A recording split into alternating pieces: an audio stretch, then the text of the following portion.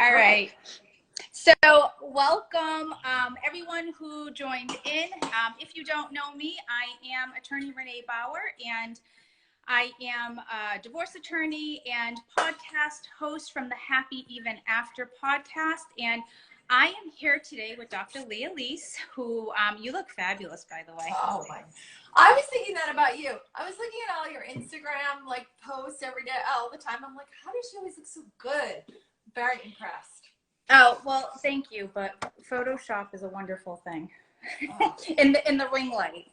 So I am so really excited to talk to you because you and I met because you were a guest on my podcast, and your episode is dropping this week.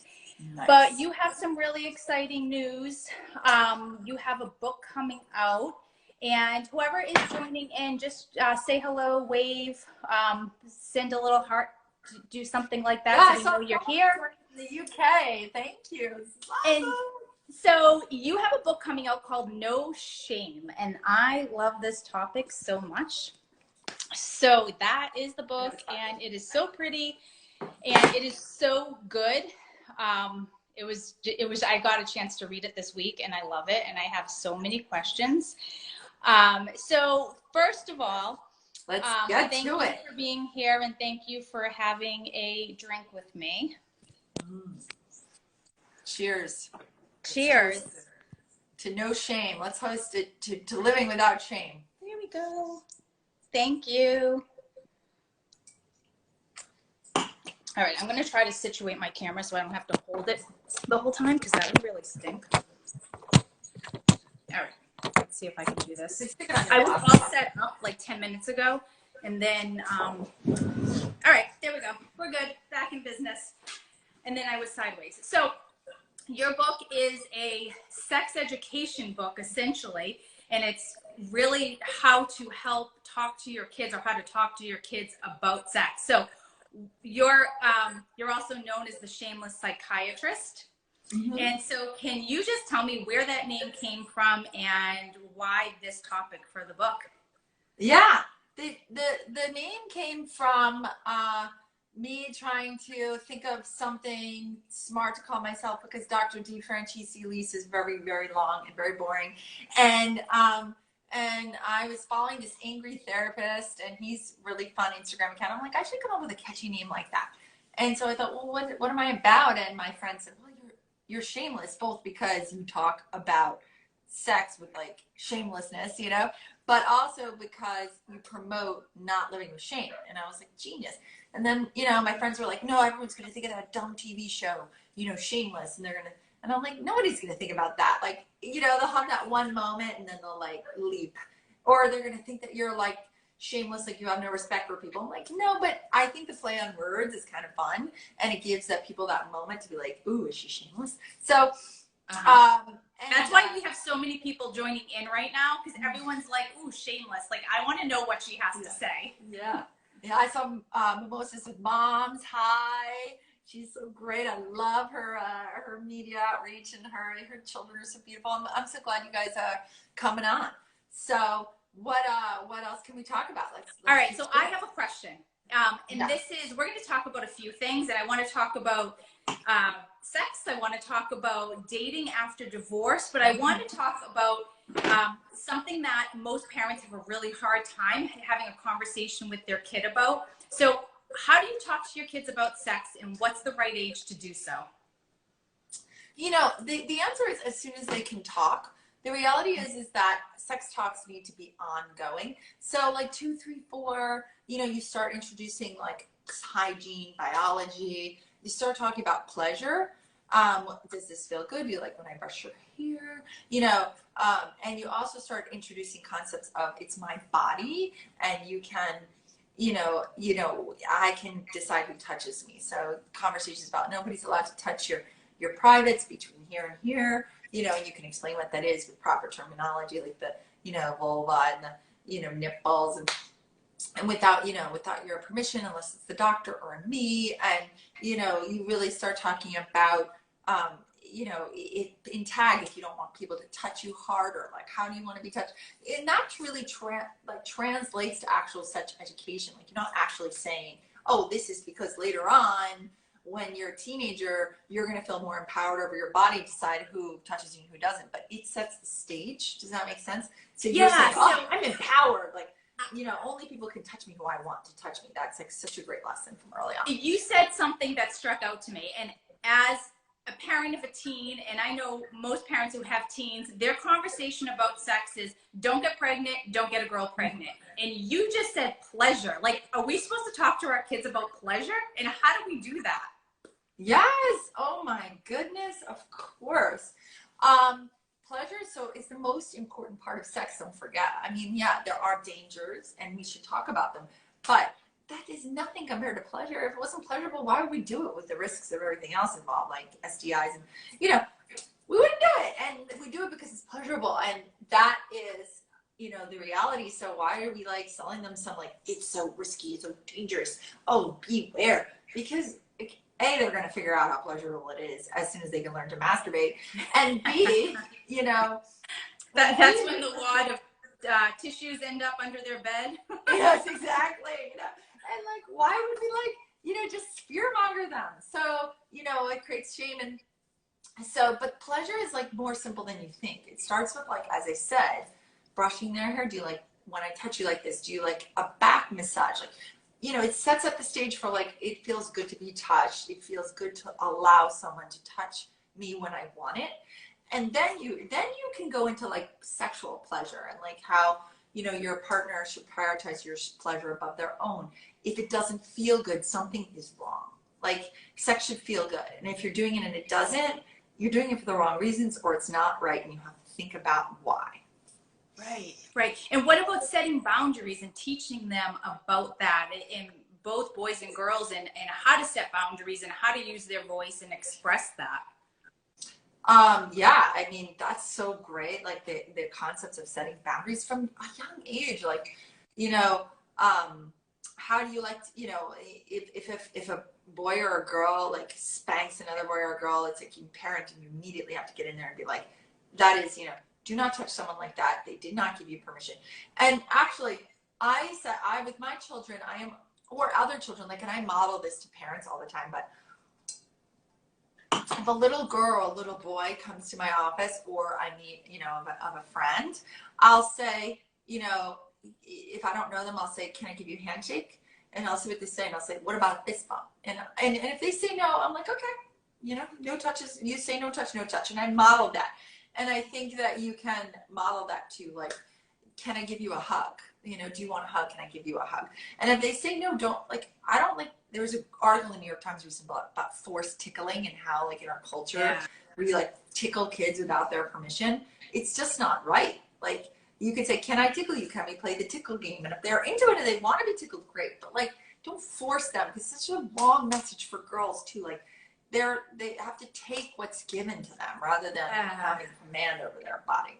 You know? I mean, what about even having kids hug, like young kids hug when they don't want to? Like, I know my son, for example, was like not a hugger, and I used to and be like, oh, just hug, you know, give them a goodbye hug. And is that a bottle of tequila that you're pouring? Yes, that's more. It's a happy hour. And are you supposed to force your kids who aren't comfortable with that to hug a relative goodbye, for example? Or is it okay for them for you to say, sorry, he's not a hugger, and that's okay, and it's not rude? Yeah, I think you just, you set the expectation for the adult, like, you know, the granny would, you know, be like, you know, he doesn't like to be touched like that. Like, you know, Johnny, what would you like to do to say goodbye? Do you want to wave, or do you want to do a fist bump? So you can offer choices, and you could say, like, you're in control. And I really don't think it's a great idea to let, you know, that great aunt go like this, or smack, you know, it's hug them too hard, or crush their bones, or tickle them. It set up the wrong expectation for that they are in control of their body from the start. And you know, as a parent, you should model that. You should also not allow your partner to slap or, you know, like joke around, do those things to you either, because it's the wrong example, you know? So you really want to model that even in your own relationship. So, you know, you be conscious of how, you know, if they're just like spanking your ass in the kitchen as a joke, like, it's not the right message when you're trying to tell your kid not to do that, right? to other kids. So you got to be a good role model too. And that's a really good point. So when they go to school and try to do that, like that's not, they're like, well, my dad does it to my mom all the time. Exactly. No. All right, so let's switch up the conversation. And a lot of people that I deal with are going through a divorce and have gone through a divorce, and they're going back out into the dating world. And it is a big, scary, very different world out there right now. So how does someone approach dating in this day and age, pandemic aside? And how do they regain confidence and put themselves out there and really just enjoy being intimate with someone again after it's been a while of maybe that wasn't happening in their marriage? Mm-hmm.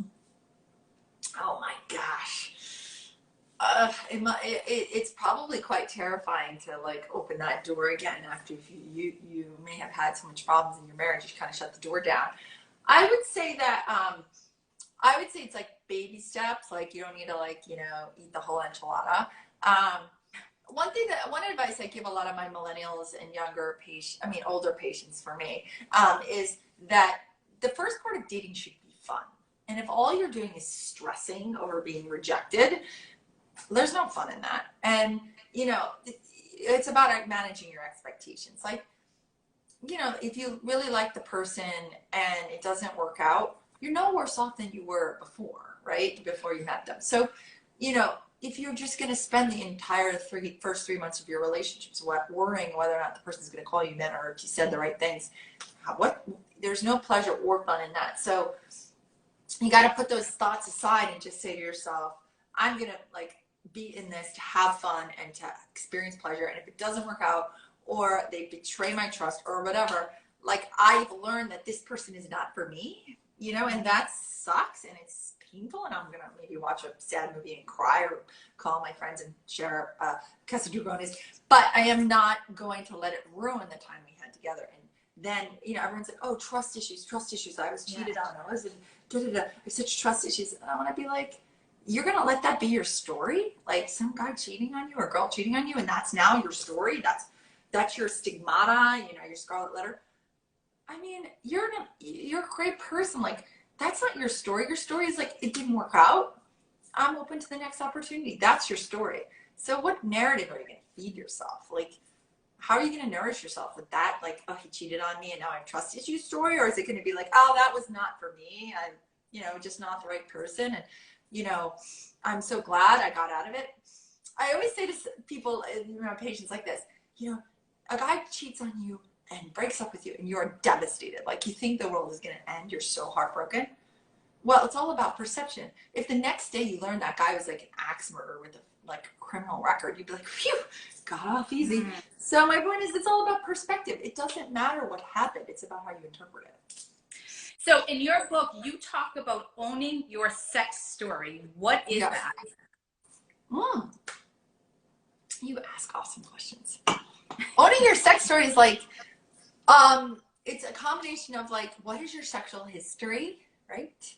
And, what happened to you in the past, and, what worked out and what didn't work out, and what is the spin you want to put on it? I mean, again, if you want to put the spin of everybody hurts me, I've been rejected, I got divorced, I'm a failure, fine, but that's not a story that's going to lend to great parenting, first of all, because you'll come at it from a very negative perspective, but also will not serve you well in life in general. So you spin it, spin the story to be as positive as you can and come up with ways to feed yourself a new narrative, a more positive one, because every psychological study from CBT to DBT to all this all talks about perspective, and perspective is everything. And we are being fed so much information into our brains. How do we want to filter it? Do we want to filter it through this like awful negative lens of everything sucks and I can't trust and I'm not worthy, or do we want to filter it from an entirely different lens? And if you filter it through a rational lens, which means fair and balanced, you're more likely to be happy. And do you want to be happy or do you want to be miserable? Because if you want to be miserable, then hang on to that distrustful narrative. If you want to be happy, give that up and change the narrative. So don't be the victim. And I think that so many people going through divorce like to point the finger at their spouse and say, well, he or she is the reason for all of my misery. Yes. And they want to blame them. And those are the people who get stuck and they can't move forward. Yeah, well, Esther Perel's book, State of Affairs, talks about that. There is really no victim. And even if you got cheated on, you're not the victim, right? Right. There are so many factors that led up to that. You know, you may have been, you know, unaware of the person's needs, whatever it is. And there's just, that narrative is such a simple narrative. And it really hurts your kids too, because they hear that narrative and they buy into that narrative, and then it alienates the other parent. I mean, it's just a disaster all around. Like, yeah. I mean, people make mistakes.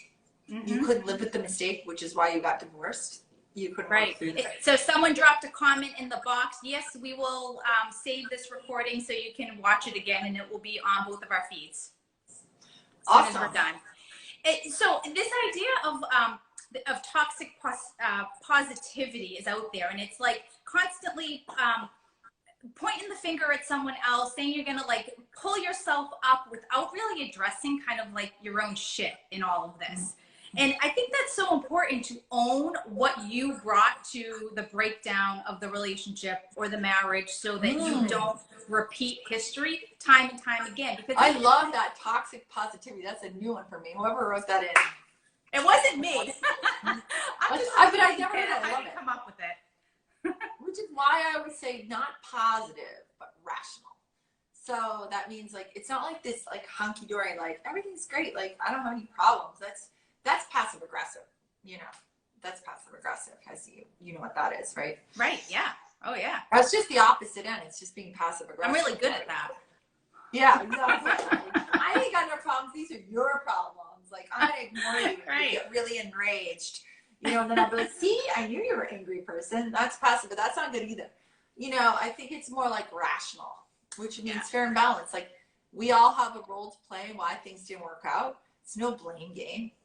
You know, it's like, okay, what role did I play? What role did you play? Can we make it work anyway? Or is it done? You know, if it's done, let's move on. Let's figure out how to be friends. Let's do our best to be co-parents. And if it's not time to move on, then how can we forgive and learn and grow, change the narrative? I mean, the statistics are not good for second and third marriages. And I feel like that, and my own just sort of take on it is that because we keep making the same mistakes over and over again, and we're not owning our stuff. And I think that goes to kind of owning your sex story. Yes, true. It's all about that. So let's flip the script a little bit. Let's talk about someone's divorced. They're back out in the dating world. Things are getting serious. They got through that 3 months and everything is great. And now they want to introduce their children. How do you go about doing that in the most healthy way possible for your kids? I was just looking at some of the old comments, but I think that how you can do that is, you know, you married that person for a reason. Like, I really feel like you did. And so therefore you have to put some faith in their decision making. I know it's scary to trust a new person into your kid's life, but as best you can, if you can embrace that other person and have some kindness and empathy towards their story, that would be useful. I always say, like, you know, when your kid is born and you're like, you know, your husband or man has no idea how to change a diaper in your hand, and he just like puts it on backwards, like, and you're like, oh God, he didn't do it right, and you're like, you know what? It's not gonna kill the kid, so the diaper's on backwards. I feel like it's the same way with step parents. Like, maybe they'll take him to McDonald's and you're a vegan. I mean, and that like irks you, but you're like, McDonald's not gonna kill the kid. You know, what is gonna kill the kid is if I bash this person and I put my ex-partner down and I tell my child not to get to know the other person. Unless you have real credible evidence that the other person is dangerous, that's a different story. Not like you just don't like them or you feel like, you know, insecure. Then, you know, let the relationship flourish. More parents is more parents. I only have 3 parents, you know, and 3 parents to take them to ball games or take them to ice cream, or, you know, and exploit that. Like, it can be a real advantage. It doesn't have to be a disadvantage. So should you be introducing your ex to this new person in your life before the kids meet them? I don't recommend that. I recommend that you just tell the ex you're going to do it. I never like to have the kids be the bearer of messages like, oh, I met my daddy's new girlfriend. You know, I don't want the kids to play that role or have that responsibility. However, I don't think the ex has to meet them first because they don't get to decide. What if they would say, I don't like this person? You know, it's not up to them. They're divorced. It's over. So, or whatever, if you're separated. But you do have to tell the other person. I don't think it's fair to let the kids do it because that will set up the stage of the parent being shocked and be like, what? What happened? What did you? And you don't want to have the kid be a spy and put them in that position. So I think you just notify them it's happening, introduce the child, and then you go back to the, ex-partner and say, just let me know if the kid has any questions or concerns or is feeling upset, like, so we can work through it. And like, that's it. That's all you're obligated to do. And I think eventually it would be nice if you can be, if you can be like my husband's parents and step parents got along great. They went on vacations together. They were really good friends. And it was an absolute inspiration. And now my daughter has, my daughters have 3 grandparents on that side, awesome. Yeah. And so there was a question that came through on any tips on how to introduce your kids to the significant other. How can that, I like to say that doing an activity or something like that, that's fun and outside of the house. Would you agree with that? Yes, and there are some really great tips in this book that outlines everything, but you're right. I say start with a neutral territory, start with like a park or a museum or something that's fun and interactive, like, mini golf. And then from there you invite the new person into your home, but like as if the 2 of you were doing that, or the 3 of you, the kids. So, me, Johnny, and Sarah are going to invite the new partner into the home. And then you let like little Johnny and Sarah show them around the house. Like, where's the bedroom? What's your favorite chair? Like, when it comes to sitting down at the dinner table, even if you've been there before, because obviously you probably have, because, you're splitting time with the kids, you just play down and be like, oh, where do you sit? And where do you want me to sit? And, oh, where do you sit on the couch? I want to sit where you want me to sit. Where would you like me to sit? Oh, can you show me your room? I want to see your toys. And, as a step parent, you do that, but you also allow the child to feel like they're in control. Okay. Dr. Lise, what if it's a moody teenager and they don't want to talk or meet the other significant other? How do you deal with that? Oh my God, bribery. Teenagers are so more screen time. Yeah, it's like, okay, if you meet my new girlfriend, I will, buy you the new shirt you want. Like, teenagers are easily bribed. Be like, if you're nice, if you don't like roll your eyes or be nasty, I will, get you that new app you wanted for you or whatever. And like, teenagers can be like, they're very simple-minded in a lot of ways. Like, what's in it for me? They're like a little bit narcissistic at that age. And so you can try that approach, and that will often help. And once they kind of let their guard down, it will flow more naturally. Like, they just want to be a teenager and rebellious, but once they get past that, hopefully they will open up, and you won't need to continually to bribe them. But, that might be a way to get the foot in the door. If not that way, then it's just like patience, you say, this is happening. I'm an adult. This is my person. Like, you're going to meet this person, and that's happening. And, you try to, like, you just don't get upset when they have a rolly eye, and they're like, ugh. Just be like, this is happening. Okay. I really appreciate your respect. And I would really appreciate if you're not nasty, and it would mean a lot to me. But I would try the bribery first. That's great advice. Okay. So every parent's nightmare. What happens if your kid walks in on you having sex with either your spouse or a boyfriend or girlfriend? We're going to assume that the couple is divorced at this point or separated. So how do you deal with that?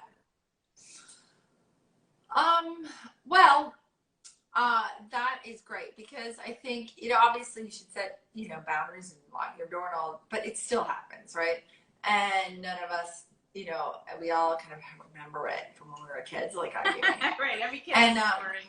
And you know, the reality is they're not stupid. And I mean, they may, when they're really young, not understand, but to say like, hey, we're wrestling. Hey, we're wrestling. Hey, we're wrestling. You know, that is even more confusing. You mean your 16-year-old's not going to believe that you were wrestling? I mean, even if you were like, you know, if it's a 4 or 5-year-old, you're like, oh, we're wrestling. You know, I just think you just be like, oh, we're having some adult time. Can you please leave the room? And then you leave the room and you lock the door. And then like when you're, and then you cry. Probably it's finished at that point. The sex. You bring out the bottle of tequila. You're like horrified. But then later, you know, it's okay to say like, listen, we were having sex. Adults have sex. This is what, you know, how we experience pleasure, and be like, someday you'll do it too. But you know, I'd really appreciate if you would knock, and I hope you're okay. Like, do you want to know more about what sex is or why parents do it? Or, you know, I think it's great just to be honest. Like, I don't know, the whole like lying to them and giving them some song and dance is just not, I don't know. It just doesn't set the stage up for great, like, sex positive parenting. Like, I mean, if you're having sex with your spouse and you're married or in a very committed relationship, like, that's a beautiful thing. Like, it's not bad. And there's some cultures where they all live in one room, so the kids are seeing it anyway, and like the kids aren't scarred for life, you know. Right. They, like, you know, a lot of cultures they don't have. The parents might be scarred though. I don't know, if you're in a culture with everyone lives in one room, like many cultures out there, you know, they don't have expansive houses. The kids are fine. Like, there's no problem. They learn to like ignore the noise. You know, it's just a part of life, and it doesn't affect them. So we just make it a big deal here in America because we like internalize this puritanical garbage. But it's as big of a deal as you make it. Like, what are they going to see? It's not going to scar them for life. The only reason why it scarred you when you were a kid, if you saw it, is if your parents reacted to it and you react to their reaction, right? Right. Hey, Donna. She's saying hi. That's why you're called shameless. Yeah. Not everyone has that ability to be completely shameless. I love in your book you talk about actually like being naked in your house too. And there's like a part of that where you have that conversation. I think you're so right. It's cultural. Like, we're all like worried about covering up and not walking around or exposing ourselves. But you have like some feelings about that too, right? Yeah, I think that, by the way, Authentic Parenting Podcast, thank you so much. Yes, it's shameless. And it's so awesome to be just to own it. I love it, you know, and I love that comment. So, you know, what you were bringing up, nudity. Yeah, nudity. I mean, the human body is the human body. There's nothing, like Adam and Eve in the garden, and then all of a sudden they ate the apple and they noticed they were. It's really interesting when, I mean, you guys, all the parents who are watching, do you remember the time your kids started to notice they were naked? Like, yeah, and they started getting embarrassed? That made me so sad. I was like, yeah, oh my, like, it made me sad. For each girl, like, I have 2 girls, 7 and 10. And each time, like, I remember when they would just run around naked, and then one day they noticed they were naked, and I like cried. I was like, yeah. Like that, and when they stopped wanting to nurse. Those are the 2 times I cried. I was like, yeah. You know, it's like, because they internalize these cultural ideals around shame around their body. Look, I'm not saying I want my kid to go to school naked or whatever, or join a hippie commune, but, you know, I think that being able to see the naked body throughout the life cycle is just healthy. In Northern European countries, they're all like in the hot, you know, sauna together naked. It's even the grandparents, the boyfriend, you know, the 18-year-old girl, like, nobody thinks twice about it. It's just not a big deal. And, you know, I think obviously there are cultural rules around nudity. You're not gonna like cook naked so you can burn yourself. But like, if y'all want to do skinny dipping and your kid's a teenager and you're a 50-year-old dad and your daughter is 16 and wants to jump in the pool naked, what's the big deal? Like, I don't, like, do it. Like, it's fun. So, as a divorce lawyer, I'm going to tell you that if the other parent tries to go to court and says that my ex-spouse let my teen skinny dip with my boyfriend, it might be a problem. I agree. So, and I think in that case, you can't do it, right? Yeah. you know, and I agree with that. And it would be a problem. So don't do it. But, you know, I think if you take that aside, if you take the legal issues aside, right. You know, there is something very beautiful about it. You know, there's something very free. If you were in France, everybody would be topless on the beach and nobody would bat an eyelash. Right. You know, it's cultural. So, but yes, you do have to be aware of legal issues. And of course you shouldn't endanger your child's welfare by like putting them in a position. And of course, like, you should never allow your child to be in a position where eroticism is in the picture. Let's be clear. Like, you know, this is not like an erotic situation in any way. That's creepy, right? I'm talking about just joyfulness and, you know, nakedness in a pure sense. Yeah. Okay. So then how do you assure that your kids, if you are divorced and maybe your kids have seen some conflict and you want to teach them or show them how to have healthy relationships? And I think one of the fears is, if you're going through a divorce, is that your child will be in that same cycle and they won't ever know what a healthy relationship is. And so is it possible for a child of divorce to go on and have healthy relationships? And how do we model that so that they have the best teachers, the best chance of that, so they don't end up in the same situation maybe you ended up in? Oh my God, like that is so tough, right? Intergenerational trauma. There's so much of that because we pass down our trauma to our kids. It's so complicated too. It's not just, you know, how we raise them, but also in our epigenetic history. You know, if we've been traumatized, it gets passed down our genetic code through how genetics, how the DNA is methylated and stored. So it's even more complicated than just how we raise them. The only thing I can say is like read lots of books like this, you know, get help, get therapy. If you've been divorced, you know, obviously you got to learn from the mistakes that you made in the past and you got to examine and evaluate. And you've got to help your kid. Like if you see them going down a road you don't like, get them help. Because you want them to have healthy sex lives. You want them to be, you know, you want them to be happy. So, you know, that's my best advice. But that is a very tough question because it's so layered in, you know, between the genetics and the history and the, you know, the trauma that you experience in your post-traumatic stress. But you can rise above it. Absolutely. And I see it every day. I'm in the change business. You know, I help kids, I help parents, I've changed lives. I know it's possible. You know, my first patient in residency was a child, a 16-year-old girl who was sexually assaulted by her father. And now today she's a therapist. Wow. And Bill writes me every month to tell me how she's doing. You know, there is no way to put anyone in a box. We all can redefine ourselves. And therapy is really good. Like there's such a stigma still, I think, but everyone needs therapy at least once in their life. Especially if they're going through a divorce. Like that's really hard stuff. Oh they need support. I don't think anyone should go through a divorce without getting help, parenting help, because just writing the parenting agreement or co-parenting agreement requires so much compromise. And like, I don't know how you do that without an objective party, unless you're truly evolved, which some people are, but it's not easy. So I am getting to the very bottom of my drink, which means thank you very much. Coming to an end. Dr. Lee, that you do.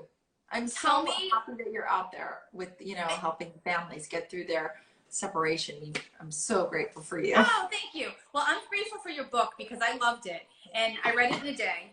It's really good. It is on, you can pre-order it now. And if you're a writer in the publishing world, it's super important for pre-orders. But tell people No Shame Book. NoShameBook.com. It's more of this, but just in words. Yeah, if you go to NoShameBook.com and you order it and you send me an Instagram messenger, I will send you an ebook to read now. So you don't have to wait. Oh, awesome. Okay. Yeah, so everyone check it out. It's so good. And you tackle sex and sex education with kids at every age too, which is really great. Yeah. So that you can, whether you have young kids or teens, you're really tackling everything and so much more than that. So it's such a great book. And you were just on the Jenny McCarthy show, so I feel like super privileged that you spent the half hour here with me chatting. Yeah, and I'm so happy that we talked, and thank you very much. And I'm looking forward to being in your podcast next week. Yeah, so that episode drops on Friday. It's the Happy Even After podcast. So look it up on iTunes. I just listened to the edited version that will get published, and it's awesome because it's more of this. And you are awesome. So thank you so much, and cheers. Cheers. Bye-bye. Take care. Bye, everyone. Thanks for tuning in.